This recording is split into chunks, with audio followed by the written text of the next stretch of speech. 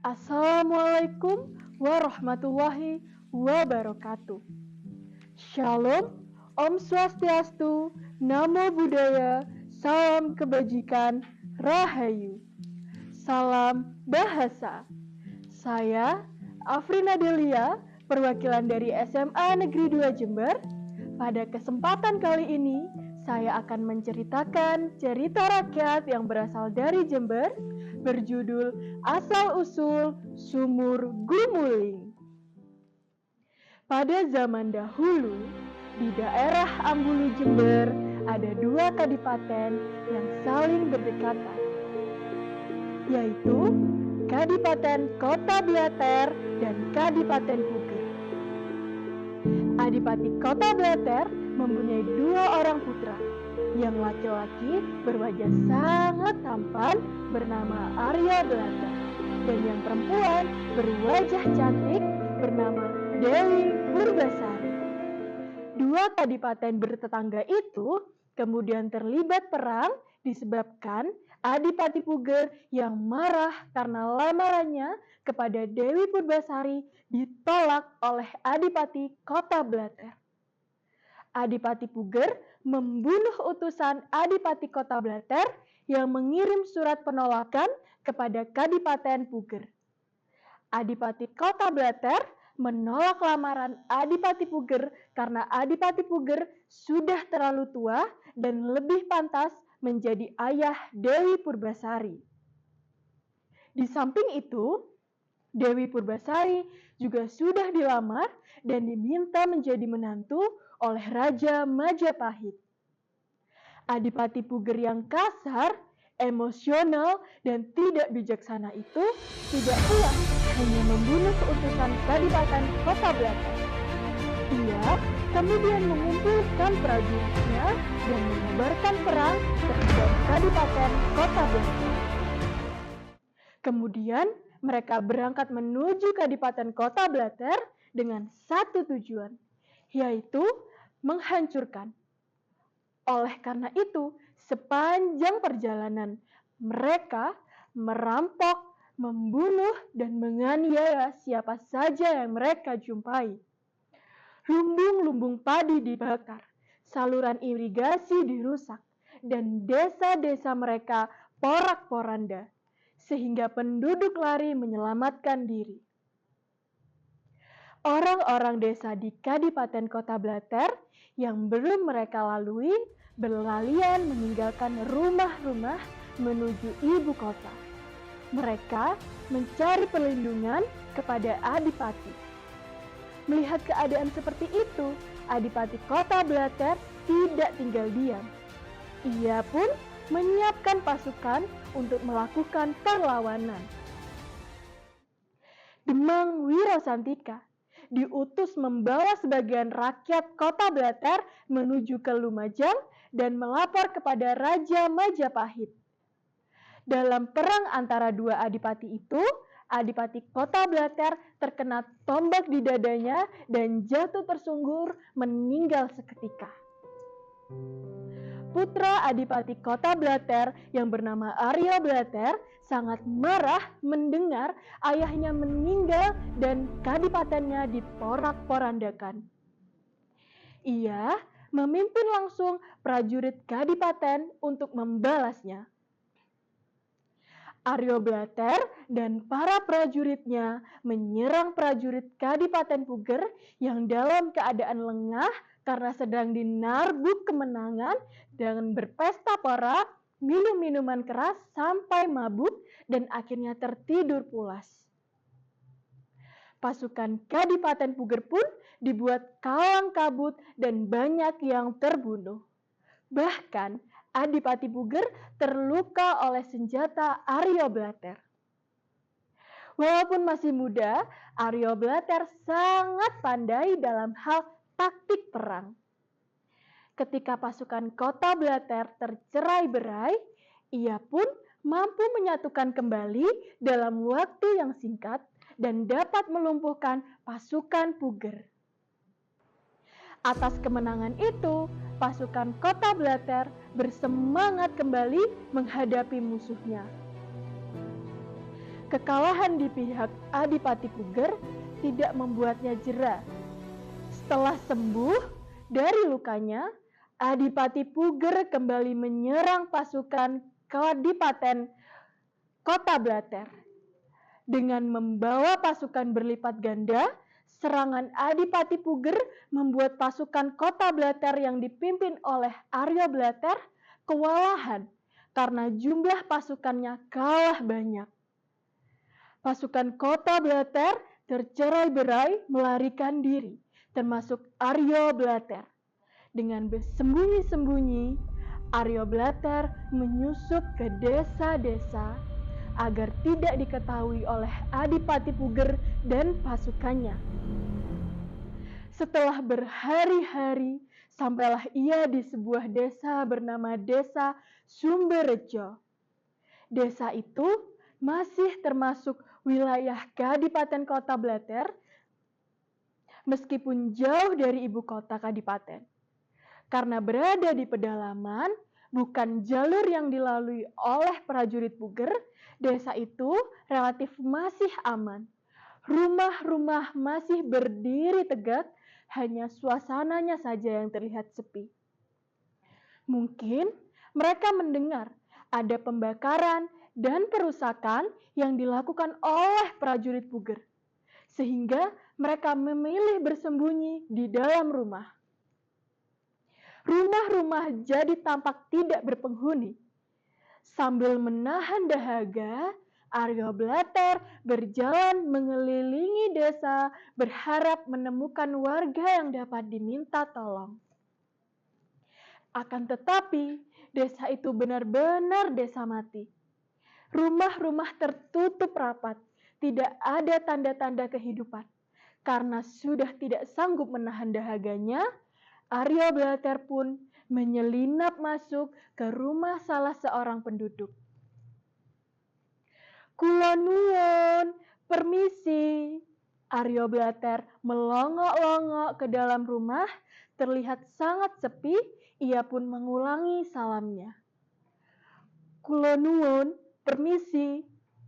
Tiba-tiba muncul seorang laki-laki setengah bayang dari dalam sebuah bilik. Tatap matanya penuh curiga dan rasa tidak senang. "Siapa engkau? Berani masuk rumah orang?" tanya penduduk tersebut. "Maaf aku, Paman. Aku sudah keliling desa ini, tapi tak ada satupun orang di luar." Mereka ketakutan karena ada peperangan. "Engkau siapa?"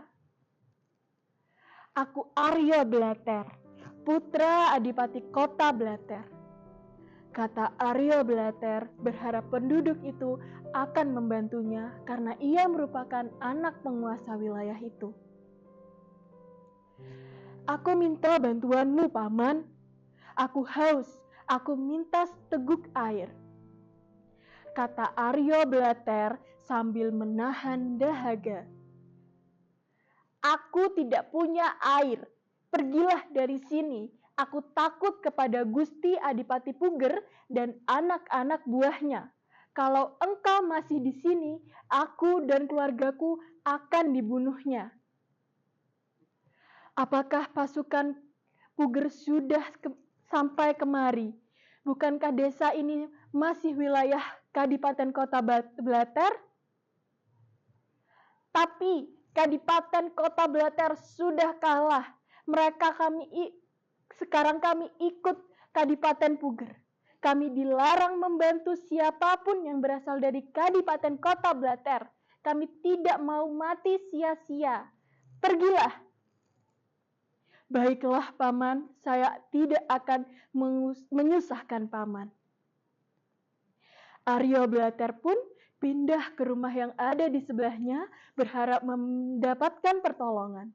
Di sini, ia juga mendapatkan jawaban yang hampir sama.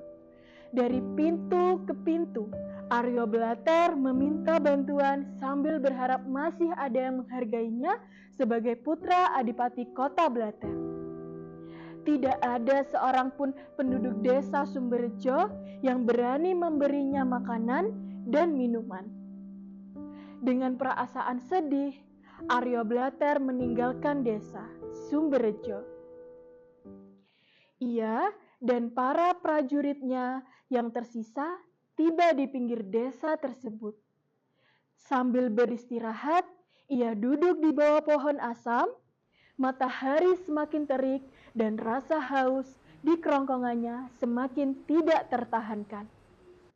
Begitu pula dengan pengikutnya. Mereka berusaha tetap untuk semangat demi membela wilayahnya. Apalagi mereka yakin bahwa tidak lama lagi pasukan Majapahit akan datang untuk membantu. Majapahit tidak akan mau kehilangan gudang beras yang ada di Kadipaten Puger kalau sampai kadipaten itu memisahkan diri. Pikiran Aryo Blatter semakin terbang melayang kian kemari. Tiba-tiba ia teringat kepada adiknya, Purbasari. Bagaimana nasib Purbasari? Kasihan dia, semoga ia selamat. Gumam Aryo Blatter. Tiba-tiba ia bangkit dengan geramnya. Ada apa, Raden? Tanya seorang pembantunya. Penduduk desa Sumberjo, Paman. Ternyata pengikut Adipati Puger. Mereka bermuka dua. Hamba juga tidak mengira kalau mereka telah menjadi pengikut Adipati Puger, Gusti. Desa ini sebelumnya cukup setia pada Kanjeng Adipati. Mereka tidak pernah terlambat untuk membayar upeti, kata seorang penggiring Aryo Blatter. Aryo Blatter berjalan mondar-mandir gelisah seakan-akan memikirkan sesuatu. Matanya diarahkan ke wilayah sekitar mencari-cari sesuatu. Tidak lama kemudian wajahnya tampak gembira. Aku melihat sumur, Paman. Dengan riangnya, Aryo Blatter berteriak kepada pengawalnya. Mari kita ke sana, Paman.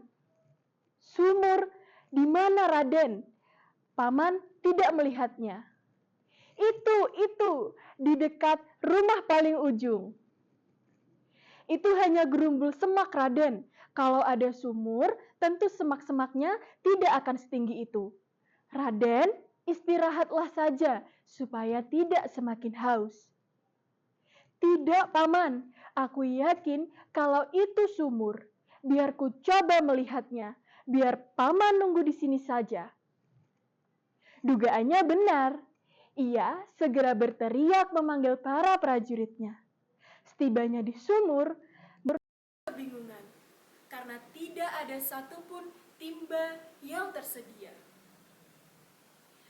Ternyata dugaan Raden benar, kita tidak akan kehausan lagi, kata pembantunya. Tapi Raden, bagaimana mengambil airnya? Sedangkan di sini tidak ada timba, kata seorang prajuritnya. Oh iya, benar ya, bagaimana? Mungkin timbanya disembunyikan, coba kita pinjam. Bukan disembunyikan, lihat, sumur ini memang sudah lama tidak dipakai. Rumputnya saja hampir menutupi sumur. Kalau begitu, airnya pasti kotor. Ya, sama saja, kita akan kehausan. Sudahlah, kita kembali beristirahat saja, menghemat tenaga. Benar, tidak ada gunanya kita menunggu di sini. Komentar para pembantu dan prajurit itu didengar oleh Aryo Blatter. Ia tidak ingin mengecewakan mereka dan yang sudah setia membela Kadipaten dan tetap setia mengikutinya meskipun dirinya kalah. Aryo Blatter pun segera duduk bersilah di pelataran sumur. Para pengiringnya mundur dengan perasaan heran. Tetapi mereka tidak jadi meninggalkan tempat itu. Mereka ingin tahu apa yang akan dilakukan oleh tuannya itu. Aryo Blatter memanjatkan doa dan dengan sungguh-sungguh agar dapat menggunakan kembali kesaktiannya. Atas izin Tuhan, Aryo Blatter dapat menggulung sumur itu hingga airnya mencapai ke permukaan. Para prajuritnya bersorak gembira dan dengan cepat menghampiri permukaan sumur itu untuk minum sepuas-puasnya. Rasa haus segera dapat terobati. Wahai paman sekalian, berkat pertolongan Tuhan, sumur ini berhasil aku gulingkan. Sumur ini juga sudah membantu kita menghilangkan rasa haus dan memberikan semangat baru kepada kita. Oleh karena itu, aku harus memberi nama sumur ini Sumur Gumuling. Dan sumur ini kelak akan memberi berkat kepada siapa saja yang minum airnya. Beberapa penduduk Sumberjo yang diam-diam menyaksikan apa yang dilakukan Aryo Blatter itu dari balik dinding bambu rumahnya, merasa kagum dan senang sumur yang dianggap tidak berguna karena airnya terlalu dalam itu kini dapat digulingkan sehingga airnya dapat dimanfaatkan. Mereka kagum pada kesaktian Aryo Blatter. Penduduk pun dengan cepat mendengar berita itu dan berbondong-bondong mendatangi sumur itu, termasuk orang-orang yang telah mengusir Aryo Blatter. Mereka akhirnya meminta maaf dan menyatakan kembali kesetiaannya kepada Kadipaten Kota Blatter. Itulah kisah asal-usul Sumur Gumuling. Gimana nih teman-teman? Menarik kan ceritanya? Sampai di sini ya teman-teman. Wassalamualaikum warahmatullahi wabarakatuh. Shalom, Om Swastiastu, Nama Budaya, Salam Kebajikan, Rahayu. OBI 2024, Sinergi Bahasa, Kembangkan Budaya, Perkuat Identitas Bangsa. Sampai jumpa.